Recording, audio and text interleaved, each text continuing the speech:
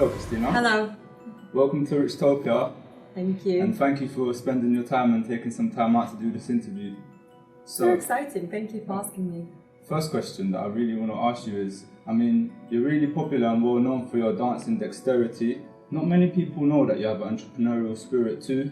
When you started, how did you come about knowing that you will have dancing success, and what was your strategy that you used? When I started dancing, I was 6 years old. Obviously, at that age, you just enjoy dancing and you love it so much. You want to compete, perform, entertain people, and you just get a lot of pleasure out of it. I started teaching when I was quite young, about 14 years old. I started assisting my dance teacher, and I fell in love with actually seeing the process of other children or other people getting better at dancing with my instruction.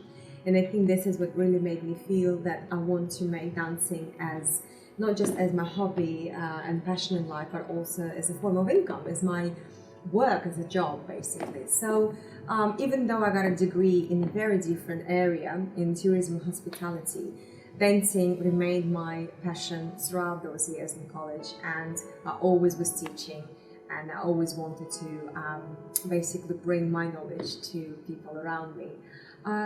Entrepreneurial kind of thing, I guess, came much later in life, where I understood that I can help other dancers as well, just like myself, who started at some point and maybe had not many people helping out with getting the gigs or helping out with arranging the shows.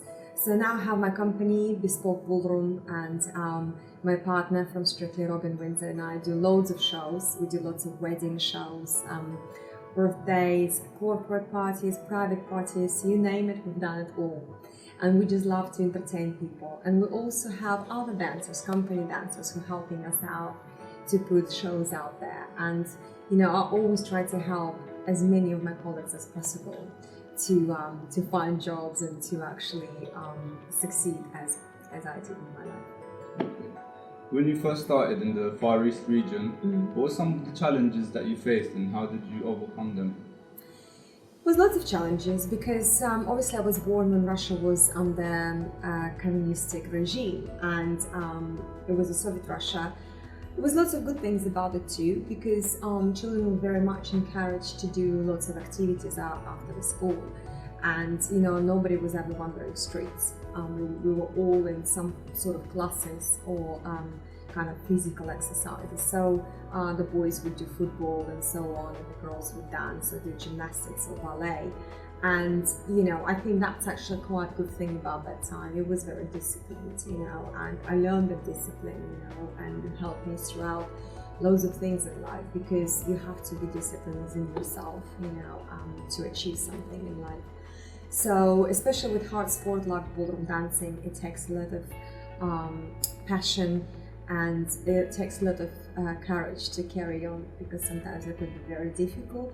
I grew up in a very simple family. My parents couldn't afford actually putting me through dance classes, and thankfully again to Soviet Union at that time, that all classes were for free because government were paying our dance teachers. So I suppose those were the challenges, and actually for a long time, even though I was sort of known that I'm dancing and I was quite high up in my sort of dancing field, and people kind of always encouraged me to carry on, at the same time I felt like loads of, let's say my teachers in school were saying, well, you have to get a real job or real education after school. Dancing will never sort of give you a stability or some sort of job.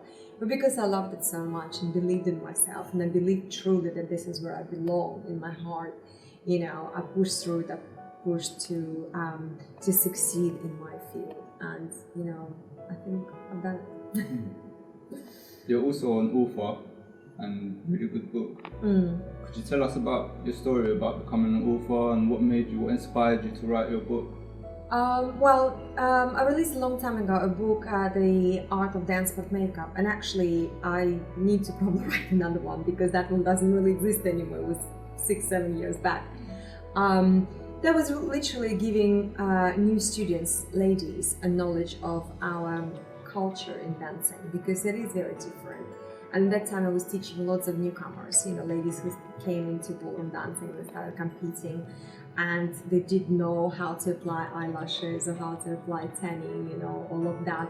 So sort of I got a lot of tips from my dance teacher passed on to me, and I felt like I need to do it for the next generation. Actually, I studied makeup back in Russia for a couple of years, and when I became a dance teacher, I had my own dance club. I took loads of my couples to various competitions around the country, and I would always do girls' hair and girls' makeup. So I guess that sort of idea came from literally doing loads and loads of makeup and hairstyles for my students. So I kind of put all my thoughts together. It was a self-produced book, but actually more and more people asking me about it. So maybe that's a next step to actually publish it properly. Yeah. And many people will know you for dancing, but you're also involved in many other things like businesses and a charity. Could you tell us a bit more about your charity? Yes, I take a great passion, in my charity work. My foundation, .com Children's Foundation, is a charity I started working about 5 years ago, and literally I just helped out at the beginning, doing shows for various events with them and going to schools and doing motivational speaking with teenagers, actually, because I felt like this is the right time to speak to them and see if I can kind of help them a little bit to direct their thoughts, what they can do in life after school, because it's a crucial age. And I think why that foundation kind of is so close to my heart, because we have a program, Values versus Violence, and in that program children learn how to value themselves, even if they come from very tough backgrounds, maybe not maybe broken families, maybe other obstacles in their lives, maybe they were bullied in school or at home. And at that age, children are very vulnerable, and they do try to belong somewhere, somehow. And so that's the time when they can be groomed very easily, by gangs, and they can be crime later on. So that program I thought was brilliant to actually to put in many schools as possible around the UK, because when I was in dance classes and was competing, other guys and girls around me actually went on the wrong path, because the Soviet Union collapsed and sort of communism wasn't replaced by any other ism. They couldn't have any other direction. They didn't know what to do. Everything they knew before sort of basically was torn to shreds, and there was nothing else to believe in. And so it was an awful time, and a lot of my friends actually ended up not so good in life. And I felt like those values, or the right surroundings for children when they're most vulnerable, are very, very important.